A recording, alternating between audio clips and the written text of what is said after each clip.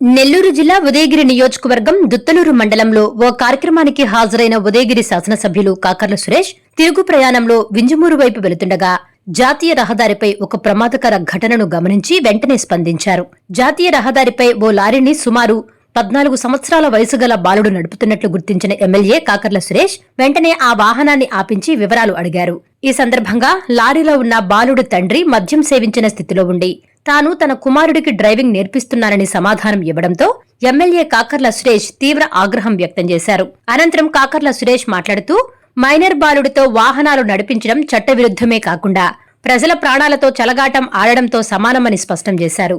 మద్యం సేవించి వాహనం నడపడం, మైనర్ల చేత వాహనాలు నడిపించడం వంటి చర్యలు ఏ క్షణంలోనైనా ఘోర రోడ్డు ప్రమాదాలకు దారితీసే ప్రమాదం ఉందని హెచ్చరించారు.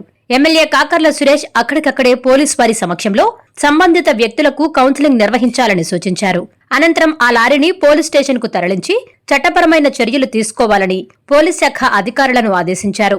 ఈ సందర్భంగా ఎమ్మెల్యే కాకర్ల సురేష్ మాట్లాడుతూ రోడ్డు భద్రత ప్రతి ఒక్కరి బాధ్యత అని అన్నారు.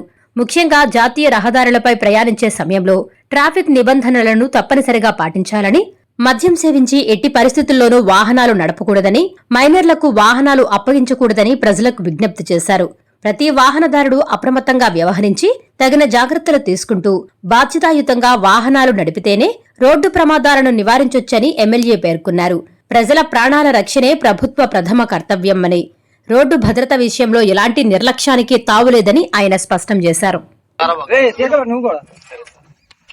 నేను ఏదో నేర్పించుకుంటున్నా సార్. ఏదో పొరపాటు అయింది మేడం.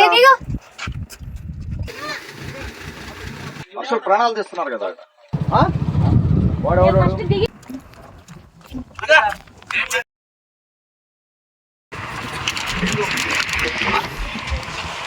స్టీరింగ్ ఎందుకు వచ్చాను? వాడికి స్టీరింగ్ ఇచ్చి ఏం చేస్తున్నావు? నువ్వు మళ్ళీ తాగా చేస్తున్నావు. తీసుకున్నావు పెట్టండి. దాని ఓనర్ నన్ను కలిసేదాకా అలా లారీ వదిలేదాన్ని. నన్ను కలవాలి ఎవరైనా.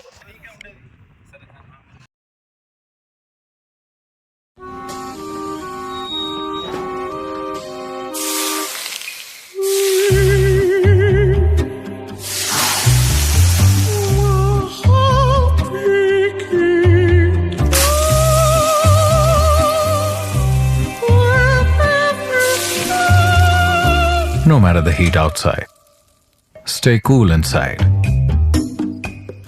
with energy-efficient windows from Asahi System Windows. Please subscribe SS News AP.